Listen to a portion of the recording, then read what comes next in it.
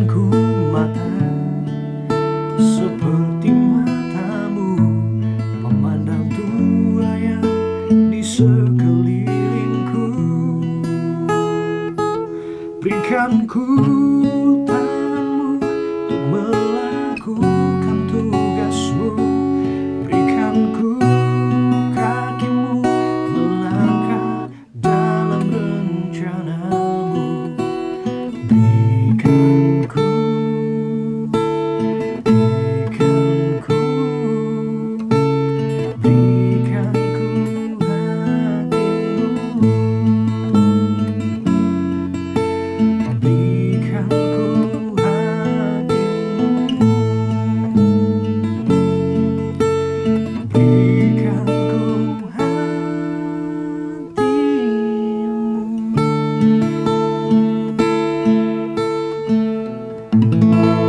Mari kita berdoa, saudara. Bapa kami yang baik, Bapa yang kami kenal dalam nama Tuhan Yesus Kristus, kami bersyukur sekali lagi diberikan kesempatan Bapa untuk belajar kebenaran firman Tuhan. Buka hati kami agar kami bisa terima kebenaran firman Tuhan menjadi pedoman yang akan menuntun hidup kami. Sembunyikan hamba di balik kayu salibmu agar kemuliaan dan namamu saja yang ditinggikan melalui pemberitaan kebenaran firman Tuhan. Dalam nama Tuhan Yesus Kristus kami berdoa mengucap syukur. Haleluya. Amin. Shalom saudara yang dikasihi Tuhan. Kiranya kasih dan kemurahan Tuhan senantiasa menyertai saudara dan saya. Saudaraku, hari ini kita akan baca kebenaran firman Tuhan yang tertulis di kitab 2 Timotius pasal 4 ayat 7. 2 Timotius 4 ayatnya yang ke-7. Demikian kebenaran firman Tuhan. Aku telah mengakhiri pertandingan yang baik. Aku telah mencapai garis akhir dan aku telah memelihara iman. Haleluya. Saudaraku, suatu kali saya menyaksikan pertandingan tarung bebas di kanal TV luar negeri. Saluran TV yang memang khusus menyiarkan pertarungan langsung antar petarung-petarung bebas alias fighter dari berbagai mancanegara. Ini adalah laga antar petarung asal Irlandia menghadapi petarung asal Amerika Serikat. Sebagai juara bertahan, petarung asal Irlandia ini sudah barang tentu menjadi unggulan atas lawannya. Ini barangkali juga bisa dilihat dari rekor kemenangan yang ditorehkannya dari pertandingan-pertandingan sebelumnya. Dalam laga yang berjalan, petarung asal Irlandia benar-benar menggempur lawannya. Pukulan bertubi-tubi menghujani lawannya. Otomatis lawannya babak belur, saudara. Darah segar mengalir di wajahnya, lebam di sekitar wajahnya. Namun menariknya, sang lawan masih sanggup berdiri dan melanjutkan pertarungan. Saudaraku, di ronde kedua, serangan bertubi-tubi kembali dilancarkan petarung asal Irlandia. Namun, lawannya masih tetap kokoh bertahan di tengah gempuran serangan. Meskipun darahnya yang sudah membasahi wajahnya, bisa dikatakan seperti mandi darah begitulah, saudara. Moment of truth terjadi, saudara. Lawannya memberikan beberapa pukulan balik yang mendarat di wajah sang juara. Gulat berlanjut dan lawannya mengunci lehernya. Dan petarung Irlandia akhirnya menyerah. Sang juara bertahan kalah. Sabuk juara direbut oleh petarung asal Amerika Serikat yang tidak diunggulkan. Saudaraku, kebenaran firman Tuhan hari ini mengajarkan kita untuk tetap memelihara iman, saudara. Ya, saudaraku, memelihara iman. Perhatikan, saudaraku, apa yang dituliskan Rasul Paulus dalam suratnya ke Timotius. Aku telah mengakhiri pertandingan yang baik. Aku telah mencapai garis akhir dan aku telah memelihara iman. Mengakhiri pertandingan yang baik. Ini berbicara mengenai menyelesaikan panggilan pelayanannya waktu itu. Mencapai garis akhir berbicara mengenai ujung kehidupannya yang meskipun ia menderita namun senantiasa hidup benar sebagai saksi Kristus. Dan memelihara iman. Ini berbicara mengenai stamina iman yang tetap terjaga, yang tetap maksimal. Ia senantiasa memeliharanya di sepanjang hidupnya. Barangkali saudara dan saya kerap kali mendengar firman Tuhan yang kita baca saat ini. Mungkin di acara penghiburan, saat kepergian keluarga atau sanak saudara yang dikasihi. Ayat yang memang juga senantiasa ditulis di batu nisan umat Kristen. Jika saudara dan saya berbicara mengenai mengakhiri pertandingan yang baik, betulkah ayat ini sudah mewakili kesaksian hidup semua umat Kristen yang tutup usia? Benarkah ia mengakhiri pertandingan dengan baik? Benarkah ia mencapai garis akhir dengan memelihara iman? Benarkah ia finishing well alias setia sampai akhir? Jangan-jangan ini hanya sekedar klaim sepihak dari mata manusiawi kita, saudara. Kita melihat karakter hidup yang mengaku pengikut Kristus, namun pada kenyataannya tidak memelihara iman. Katakanlah rutin ke gereja, menyanyikan lagu rohani, namun pada kenyataannya masih saja hidup kompromi dengan dunia. Ya saudara, hidup dikendalikan oleh hawa nafsu kedagingan, egois, menggerutu, mengumpat dengan kata-kata kasar, tinggi hati, emosional, dan lain sebagainya. Hidup yang seperti ini jelas adalah hidup yang bukan menjadi berkat bagi sesamanya, melainkan menjadi kutuk, saudara, yang kehadirannya justru memancing pertikaian yang menimbulkan rasa benci dari sesamanya, batu sandungan, dan lain sebagainya. Saudaraku, perhatikan bahwa mengakhiri pertandingan dengan baik bukan hanya berarti mengaku-ngaku menjadi pengikut Kristus, rutin ibadah ke gereja, pujian penyembahan, dan lain sebagainya. Bukan, saudara, bukan demikian. Ini berbicara soal hidup kita yang dipersembahkan secara utuh kepada Bapa. Ya saudara, hidup kita yang dipersembahkan kepada Bapa, yang artinya berserah penuh kepada Bapa. Rasul Paulus sendiri yang berkata, "Namun aku hidup, tetapi bukan lagi aku sendiri yang hidup, melainkan Kristus di dalam aku. Dan hidupku yang kuhidupi sekarang di dalam daging adalah hidup oleh iman dalam Anak Allah yang telah mengasihi aku dan menyerahkan dirinya untuk aku." Saudaraku, bila kita perhatikan firman ini, biarlah Tuhan yang mengambil kendali penuh hidup saudara dan saya. Biarlah Kristus yang hidup di dalam kita saat ini, saudara. Ketika kita mengaku bahwa kita adalah pengikut Kristus, seorang Kristen yang sejati. Tentu, kalau Kristus hidup di dalam kita, biarlah hidup kita menampakkan karakter kemuliaan Kristus Yesus. Biarlah yang ada pada kita ialah buah-buah rohnya. Biarlah semua yang benar, semua yang mulia, semua yang adil, semua yang suci, semua yang manis, yang sedap didengar, semua kebajikan yang patut dipuji, itulah yang kita pikirkan senantiasa. Perhatikan baik-baik, saudaraku. Jangan lagi ada di antara saudara dan saya yang mengaku ikut Kristus, mengaku seorang Kristen sejati, namun pada prakteknya hidupnya bertolak belakang dengan hal-hal yang dimaksud.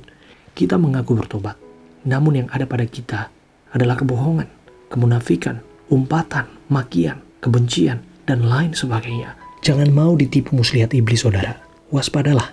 Jangan sampai justru karakter hidup orang fasik yang dipraktekkan sehari-hari, namun di ujung hidupnya dengan mantap mendeklarasikan firman Tuhan, "Aku telah mengakhiri pertandingan dengan baik." Berapa kali kita dikelabui dengan klaim-klaim demikian, praktek hidup yang sembarangan, menyangkal Kristus, namun di penghujung hidupnya ia mengklaim mengakhiri pertandingan dengan baik. Saya mau dorong saudara untuk waspada. Waspadalah dengan penyesatan-penyesatan demikian, klaim-klaim yang menyesatkan saudara. Apakah betul orang tersebut mengakhiri pertandingan kehidupan yang baik? Apakah betul ia memelihara iman? Benarkah hidupnya bisa dijadikan standar hidup kekristenan yang dijadikan panutan bagi sesamanya? Saudaraku, mengikut Kristus bukan berarti pasti hidup lancar-lancar saja, hidup tanpa masalah, berkelimpahan, penuh berkat, dan lain sebagainya. Jika kita telah firman Tuhan, tak satu pun janji Tuhan yang berkata demikian untuk saudara dan saya. Justru mengikut Kristus, malahan kita dituntut untuk menyalipkan kedagingan kita dan menghadapi pertandingan iman. Justru perihal mengikut Kristus, kita dituntut untuk bertanding dalam pertandingan iman yang benar dan merebut hidup yang kekal. Ya saudara, ini tertulis di Timotius, bertanding dalam pertandingan iman yang benar dan rebutlah hidup yang kekal. Saudaraku, perhatikan baik-baik. Sekali kita mengaku mengikut Kristus, kita harus sadar bahwa kita telah ada di arena pertandingan. Ya saudaraku, kita ada dalam gelanggang pertandingan. Yang namanya bertanding tentu ada lawannya ya saudara. Ya tentu lawan kita adalah roh-roh jahat yang berupaya membawa kita terjebak dalam jerat dosa dan kebiasaan-kebiasaan yang buruk, berupa tawaran-tawaran duniawi yang berorientasi pada kepuasan hawa nafsu kedagingan kita. Untuk itu, tetaplah waspada saudara. Jangan terlena. Ini persis seperti pertandingan tarung bebas yang tadi saya ceritakan. Tidak ada jalan keluar bagi kedua petarung selain bertempur habis-habisan di oktagon sampai waktu yang ditentukan. Dan tentu hanya satu keputusan, menang atau kalah. Hanya satu yang dicapai, menang atau kalah. Dan yang menang adalah petarung yang bertahan dari gempuran serangan lawannya, menahan rasa sakitnya, bermandikan darah, namun mampu mengubah keadaan untuknya, sehingga ialah yang keluar sebagai juaranya. Terus terang, saya tidak tahu jalan hidup saudara. Saya tidak mengerti bagaimana saudara memulai pertandingan iman saudara. Bagaimana pada akhirnya saudara menemukan Kristus dalam hidup saudara. Atau lebih tepatnya bagaimana Kristus menyelamatkan hidup saudara dalam titik-titik tertentu. Mungkin saja katakanlah di ronde tersebut, di ronde pertama, di ronde awal kita memulai iman kita babak belur, kita ambruk, kita jatuh dalam beban dosa ataupun kebiasaan yang buruk di masa lampau. Mungkin kita terpuruk, ya ibarat tadi saudara, sudah mandi darah. Atau bahkan barangkali kita hampir menyerah dalam kehidupan dan rintangan hidup yang kita hadapi. Persoalan yang menerpa seolah tak kunjung ada solusinya. Namun, saya mau bilang satu hal pada saudara. Pertandingan belum selesai. Ya saudaraku, selama masih ada nafas kehidupan, pertandingan iman belum selesai. Masih ada ronde berikutnya. Nah, disinilah kesempatan saudara dan saya untuk sungguh-sungguh. Mari bangkit kembali dan kembali bertanding dengan mata tertuju pada sumber kekuatan kita, yaitu Tuhan kita, Kristus Yesus. Ya saudara, mari bertanding dengan mata tertuju pada Yesus. Inilah kuncinya. Sehingga dengan kuat kuasanya lah kita niscaya keluar tak sekedar pemenang, namun kita akan keluar lebih dari pemenang. Dan pada akhirnya dengan mantap kita akan bisa berkata, aku telah mengakhiri pertandingan dengan baik. Aku telah mencapai garis akhir dan aku telah memelihara iman. Inilah deklarasi finishing well saudaraku. Setia sampai akhir. Karena kalau kita memenangkan pertandingan iman ini, artinya kita akan diberikan mahkota kehidupan dari Bapa sebagai ahli waris kerajaan surga. Namun sebaliknya, jika pada akhirnya dalam pertandingan ini kita kalah, artinya kita akan terpisah dari Bapa. Dan itu artinya hanya ada satu tempat tujuannya, yaitu tempat yang hanyalah ada ratap dan kertak gigi. Haleluya, mari kita berdoa.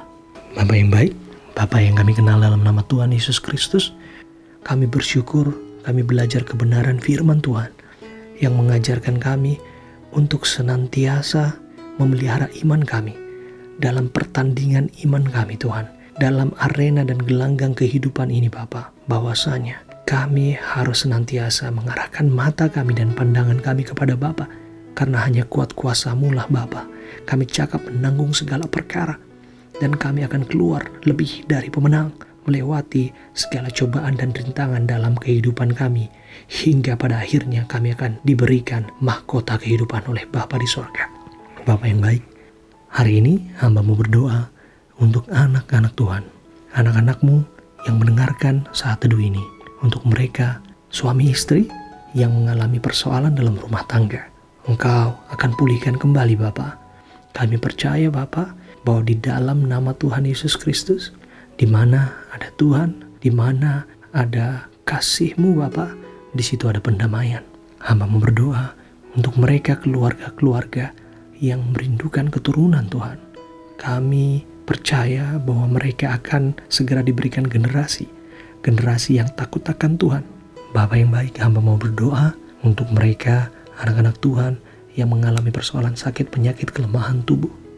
Apapun sakit penyakit yang mereka alami, di dalam nama Tuhan Yesus Kristus, mereka akan sembuh di dalam nama Yesus. Engkau adalah tabib di atas segala tabib. Namamu ditinggikan dalam setiap mujizat yang kami rasakan dalam hidup kami, Bapa. Hamba berdoa Tuhan untuk anak-anak Tuhan yang merindukan pekerjaan, meski keadaan dirasa sukar, keadaan dirasa sulit, tapi kami yakin dan percaya tidak ada tembok yang tertutup, tidak ada rintangan yang mampu menghadang. Kami yakin dan percaya Tuhan selalu dan pasti buka jalan. Bapa, hamba berdoa untuk mereka yang mengalami persoalan ekonomi, kesulitan, keuangan. Di dalam nama Tuhan Yesus Kristus, Engkau adalah Allah yang memenuhi kebutuhan mereka, Bapa, di dalam kekayaan dan kemuliaan-Mu. Bapa yang baik, hamba berdoa untuk mereka yang merindukan pasangan hidup. Di dalam nama Tuhan Yesus Kristus, pasangan hidup yang mereka temukan adalah pasangan yang dari Tuhan. Pasangan yang setia, penolong yang setia, yang kelak akan membentuk keluarga harmonis, keluarga yang senantiasa mengandalkan Tuhan, yang kesanalah Tuhan perintahkan berkat-berkat tak berkesudahan. Bapa yang baik, hamba berdoa Tuhan untuk mereka yang masih bergumul untuk lepas dari kebiasaan-kebiasaan yang buruk, untuk lepas dari konsekuensi dari perilaku menyimpang di masa lalu. Di dalam nama Tuhan Yesus Kristus, Engkau adalah Allah yang memerdekakan, yang terbelenggu. Engkau Allah yang mampu melepaskan yang terikat. Mereka akan terbebas, mereka akan lepas dan berlari kembali kepada Bapa. Hamba berdoa Tuhan untuk bangsa dan negara ini, utamanya untuk pemimpin-pemimpinnya Bapa. Engkau yang berikan hikmat marifat untuk pemimpin-pemimpin kami, agar kebijakan yang diambil adalah kebijakan yang membawa bangsa ini keluar dari persoalan yang dihadapi hari-hari ini. Inilah saatnya kami akan doa Bapa kami. Bapa kami yang ada di sorga, dikuduskanlah namamu, datanglah kerajaan-Mu, jadilah kehendak-Mu di bumi seperti di sorga. Berikanlah kami pada hari ini makanan kami yang secukupnya, dan ampunilah kami akan kesalahan kami, seperti kami juga mengampuni orang yang bersalah kepada kami. Dan janganlah membawa kami ke dalam pencobaan, tetapi lepaskanlah kami daripada yang jahat, karena Engkau yang punya kerajaan dan kuasa dan kemuliaan sampai selama-lamanya. Haleluya. Amin. Amin, saudara. Kita sudah berdoa dan kita sudah mendengarkan kebenaran firman Tuhan. Izinkan saya untuk kembali mendorong saudara untuk memelihara iman dan mengakhiri pertandingan kehidupan dengan baik.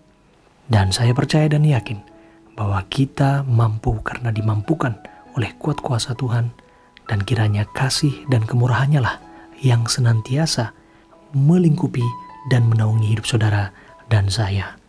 Haleluya. Amin.